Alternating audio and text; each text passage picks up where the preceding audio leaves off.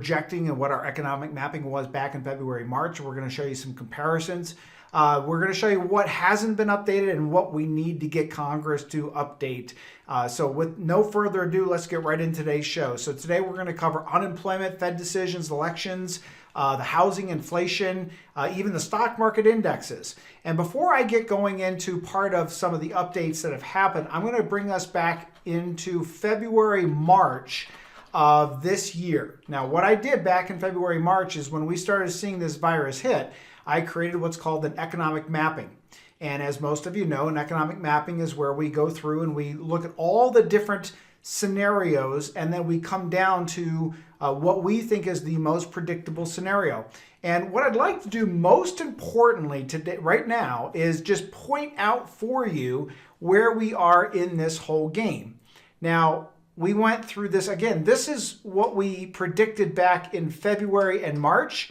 And if you look here, here is August, right? We predicted a huge increase in the market. But then as we roll into October and into November, we predicted that that market would pull back. Well, here we have about 3 weeks of a market pullback, and mainly because of the protests that caused a lot of acceleration in the virus. We also have the situation where Congress is not coming together. The Democrats and the Republicans are failing to come to an agreement as to another round of stimulus, which is what we need. However, the virus, the vaccine is really on track with what our original predictions were way back in February. Now, as you know, I made a couple revisions based upon some things with Biden, and when he came out and said what he was going to promote or propose that he would change within the tax system if he became president. So I made a couple revisions within this system. However, if you look at that triangle, that red triangle right there, that still shows that market volatility is going to be intense, at least for the next 30 to 50 days, okay?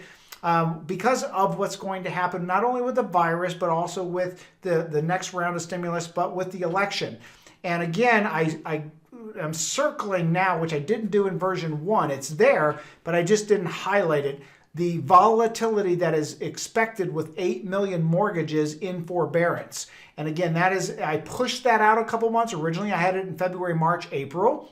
And in my version 3 of my economic map, that's going to go out until June, July, and August of next year. Again, and if you look at the side by side, and you'll look here on the side here, it's all the same. These predictions based upon what our economic algorithms have built out are coming true. So we're about still where I wanted to be, about 80 to 85%, right on track with where those numbers are. So let's talk about the failures within Congress. Well, we already know that it's stalled, and it's been stalled now for about 8 weeks. And I was anticipating a better resolution somewhere when they got back from vacation on September 8th, but that hasn't happened.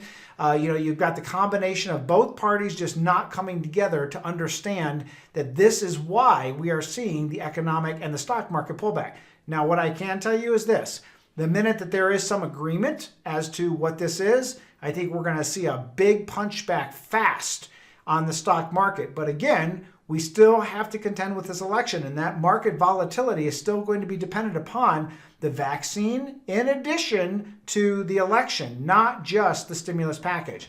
All right, this week on economic news within the unemployment realm, we increased by a small margin. We had 860,000 people apply for unemployment last week. That went up to 870,000 this week.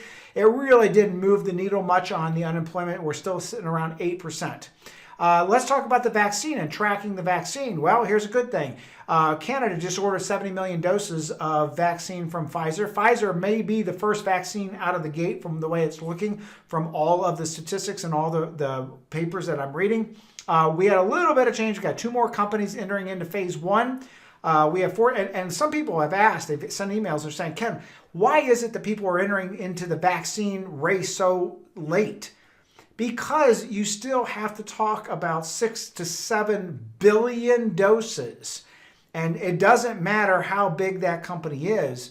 there's a big enough pie to split up between a lot of different people. So there's a lot of pharmaceuticals getting into this because they know that this dose is going to continue. In addition, we also now know that there is a morphing, a change of the virus, and apparently it is learning how to get around and through masks and sanitizers and things like that.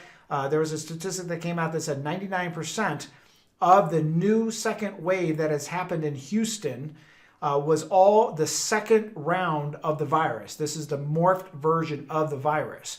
So again, these pharmaceuticals are seeing a big paycheck down the line because they're going to have to keep chasing the change as the virus changes and adapts. They have to change that vaccine. So there's now 27 companies in phase 1. We got 15 to 14 that have entered into phase 2. We have 11 companies in phase 3, 5 in approval for limited use, and 0 approved for full use in the world. Okay, so this is one of those keys to the economic recovery that we're tracing. Anything that you see in red is a little bit of a change. Anything that's in black is exactly the way it was last week. You only see one additional change.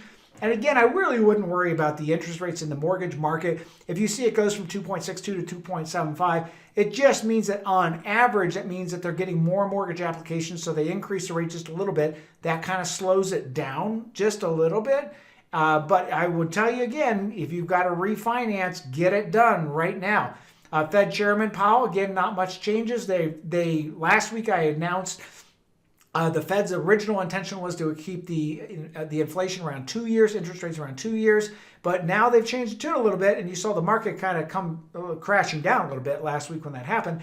And Fed Chairman Powell came out and said that he anticipates keeping interest rates low for 4 years, but he also has 4 years that they're not going to touch inflation. Again, if you're working, that might not have that big of an impact on you. However, if you are retired and you have fixed income and fixed assets, the inflation has a big impact. This also has an impact if you have purchased an annuity, because the older annuities have what's called lower caps. So if you have a cap between 1 and 2%, and now inflation is looking at 4, 5, and 6%, then you've got this gap of there's just no way to make money against inflation.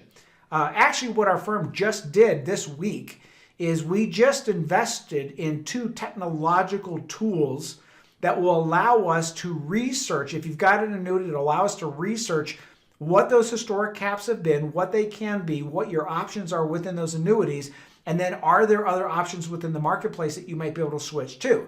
Now, some people say, well, if I switch, I might have to pay a penalty. That's true, but some companies will give you a bonus for you bringing the business to them.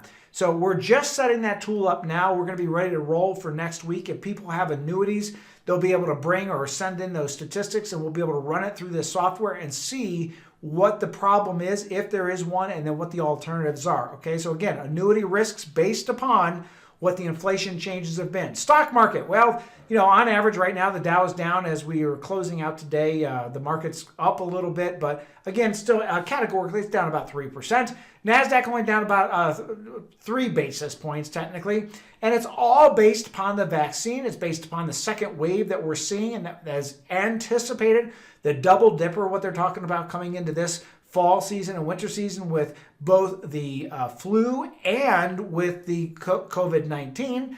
Last year was the first year I've ever gotten a flu shot, and I'm getting one this year for sure because it was the first year I didn't get sick for a whole year. Now, whether that was for the flu shot or not, I have no idea. I just kind of enjoyed not getting sick.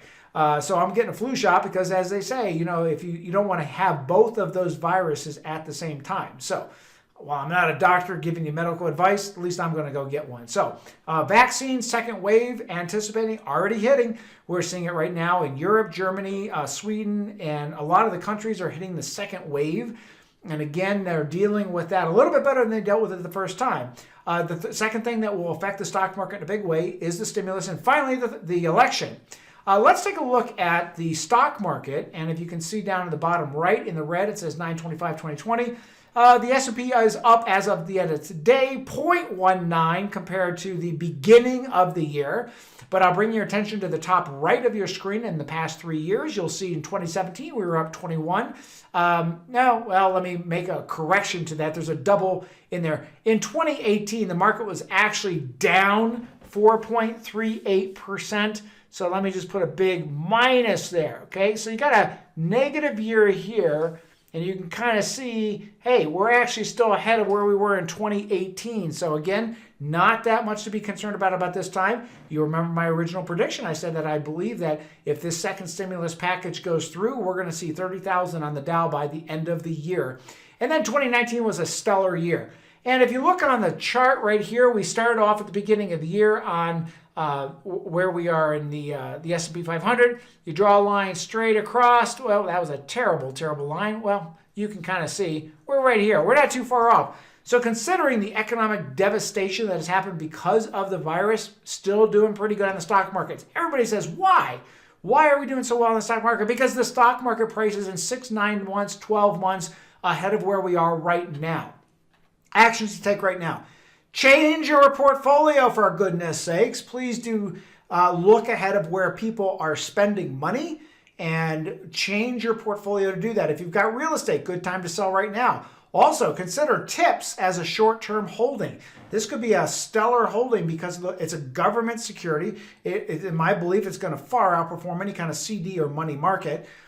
Consider reverse mortgages because the interest rate is low. Also, by the way, I also got these questions emailed to me. If you have a reverse mortgage now, can you refinance? Absolutely. If you had a reverse mortgage from 4 or 5 years ago and it's sitting at 5 or 6, you could probably get it refinanced down to 2 or 3, which also means you could probably pull out more money. Prepare for a real estate buyback in mid of 2021. And again, don't go searching in the urban areas. Go out to the suburbs and the rural areas. If you did take an RMD that was the excess RMD that the CARES Act and the IRS led us to believe that you could take out at the beginning of the year, again, they've issued final regulations on that. And I would probably tell you 99% of the people probably will not qualify for that additional withdrawal. So pay that back. Prepare. Just listen, this is a part of the game, right? We're not investing for a month or 3 months. Anytime you have money in the market is a 3 to 5 to 10 year deal. So this short-term volatility really has nothing to do with the long-term stability and ability to make money in the markets. Change your family trust. Make sure that you made those adjustments because of the Secure Act. If you're on our TAP program, which is our trust amendment package, we're making those changes for you. But if you're not, please contact our office because you do need amendments on your family trust. Reduce long-term bonds or even intermediate-term bonds. Just make sure that your maturity dates and your durations are not going longer than 6, 7 years at the max because interest rates are staying so low.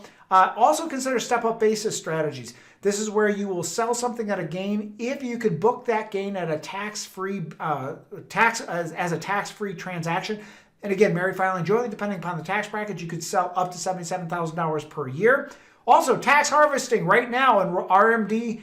Withdrawals and Roth conversions are back with the market being down just a little bit. Now you still might have some more opportunities. Wealth prepping. We talked about this last week. I got a couple questions on it, so I thought I'd just review it real quickly with you. Listen, you got to be prepared. You got to have a plan A. You got to have a plan B. If Biden gets into office, we're talking about doubling the capital gains tax rate. We're talking about an income tax rate hike up to 40% plus the net tax. You got 3.8. You're talking about 43% in income tax. And then if you live in one of those communist states of California, New Jersey, New York, you got another 10, 15, or 13 to 15%. California has just said they're going to increase it to 16%. So again, you just got to be ahead of the game. Know what's going on with where you live. And also wealth sharing and relocation. Look, the bottom line is if you have considerable wealth, it makes sense, it pays to get out of that state. You can keep your house there, just don't stay as a resident of that state. Contact us. We do this relocation for a lot of people.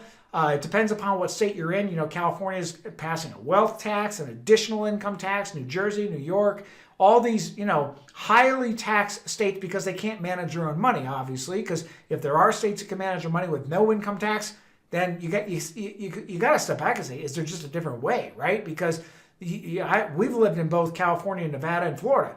And I got to tell you, the services and the things that you get in Nevada and Florida aren't any better or worse than in California, except California, they want to tax you twice as much.